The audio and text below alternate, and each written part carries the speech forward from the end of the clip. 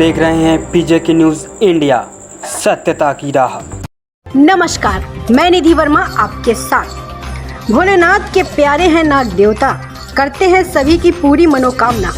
होंगे सब काम पूरे आप सबके, अगर रहे आपकी शुद्ध भावना। आज नाग पंचमी का पावन पर्व है, जो कि सभी लोग बहुत ही भक्ति भावना के साथ मनाते हैं। लेकिन इसे मनाने का विशेष कारण क्या है, ये हम आपको रूबरू करवाएंगे एक विशेष प्राचीन कथा के माध्यम से।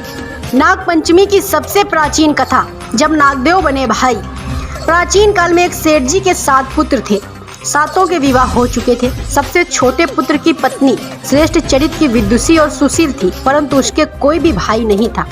एक दिन बड़ी बहू ने घर लीपने को पीली मिट्टी लाने के लिए सभी बहुओं के साथ चलने को कहा, तो सभी टोकरी और खुरपी लेकर मिट्टी खोदने लगी। तभी वहाँ एक सर्प निकला, जिसे बड़ी बहू खुरपी से मारने लगी। ये देखकर छोटी बहू ने उसे रोकते हुए कहा, इसे मत मारो, यह बेचारा निरपराध है। यह सुनकर बड़ी बहू ने उसे नहीं मारा। तब सर्प एक ओर जाकर बैठ गया। तब छोटी बहू ने उससे कहा, हम अभी लौट कर आते हैं, तुम यहाँ से जाना मत। यह कहकर वह सबके साथ मिट्टी लेकर घर चली गई और वहाँ कामकाज में फंसकर सर्प से जो वादा किया था उसे भूल गई। उसे दूसरे दिन वह बात याद आई तो सबको साथ लेकर वहाँ पहुँची और सर्प को उस स्थान पर बैठा देखकर बोली, सर्प भैया नमस्कार। सर्प ने कहा, तू भैया कह चुकी है इसलिए तुझे छोड़ देता हूँ, नहीं तो झूठी बात कहने के कारण तुझे अभी डस लेता।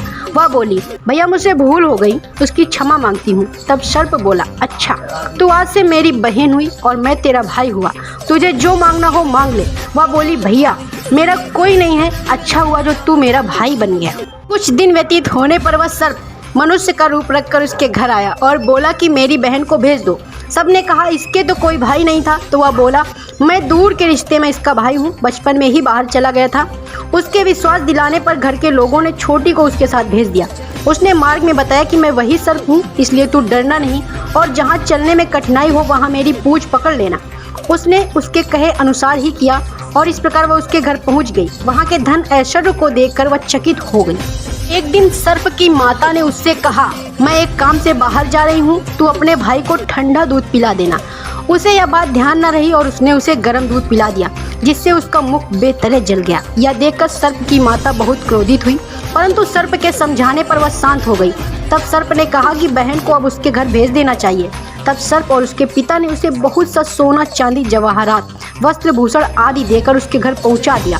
इतना ढेर सारा धन देखकर बड़ी बहू ने ईर्ष्या से कहा, भाई तो बड़ा धनवान है, तुझे तो उससे और भी धन लाना चाहिए। सर्प ने यह वचन सुना तो सब वस्तुएं सोने की लाकर दे दी। यह देखकर बड़ी बहू ने कहा, इन्हें झाड़ने की झाड़ू भी सोने की ही होनी चाहिए। तब सर्प ने झाड़ू भी सोने की लाकर रख दी। सर्प ने छोटी बहू को हीरा मणियों का एक अद्भुत हार दिया। उसकी प्रशंसा उस देश की रानी ने भी सुनी और वह राजा से बोली कि सेठ की छोटी बहू का हार यहाँ आना चाहिए। राजा ने मंत्री को हुक्म दिया कि उससे वह हार लेकर शीघ्र ही उपस्थित हो। मंत्री ने सेठ जी से जाकर कहा कि महारानी जी को छोटी बहू का हार पहनाओ, वह उससे लाकर मुझे दे दो। सेठ जी ने डर के कारण छोटी बहू से हार मांगकर दे दिया। छोटी बहू को यह बात बहुत ही बुरी लगी। उसने अपने सर्प भाई को याद किया और आने पर प्रार्थना की, भैया रानी ने हार छीन लिया है, तुम कुछ ऐसा करो कि जब वह हार उसके गले में रहे तब तक के लिए सर्प बन जाए और जब वह मुझे लौटा दें तब हीरो और मणियों का हो जाए। सर्प ने ठीक वैसा ही किया। जैसे ही रानी ने हार पहना वैसे ही वह सर्प बन गया। यह देखकर रानी चीख पड़ी और रोने लगी। यह देखकर राजा ने सेठ के पास खबर भेजी कि छोटी बहू को तुरंत भेजो। सेठ जी डर गए कि राजा न जाने क्या करेगा। वे स्वयं छोटी बहू को साथ लेकर उपस्थित हुए। राजा ने छोटी बहू से पूछा, तूने ऐसा क्या जादू किया है, मैं तुझे दंड दूंगा। छोटी बहू बोली, राजन धृष्टता क्षमा कीजिए, यह हार ही ऐसा है कि मेरे गले में हीरों और मणियों का रहता है और दूसरे के गले में सर्प बन जाता है। यह सुनकर राजा ने वह सर्प बना हार उसे देकर कहा, अभी पहन कर दिखाओ। छोटी बहू ने उसे जैसे ही पहना वैसे ही हीरों और मणियों का हो गया।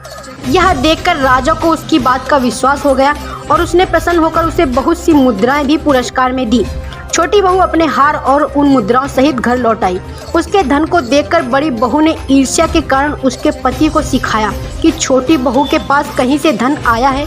यह सुनकर उसके पति ने अपने पत्नी को बुलाकर कहा, ठीक ठीक बता कि यह धन तुझे कौन देता है। तब वह सर्प को याद करने लगी। तब उसी समय सर्प ने प्रकट होकर कहा, यदि मेरी धर्म के बहन के आचरण पर संदेश प्रकट करेगा तो मैं उसे खा लूंगा। यह सुनकर छोटी बहू का पति बहुत प्रसन्न हुआ और उसने सर्प देवता का बड़ा सत्कार किया। उसी दिन से नाग पंचमी का त्योहार मनाया जाता है और स्त्रियां सर्प को भाई मानकर उनकी पूजा करती हैं। तो बने रहिए ऐसी ही रहस्यमयी और भक्तिपूर्ण कथाओं के लिए पीजे की न्यूज़ इंडिया के साथ। आप देख रहे हैं पीजे की न्यूज़ इंडिया, सत्यता की राह।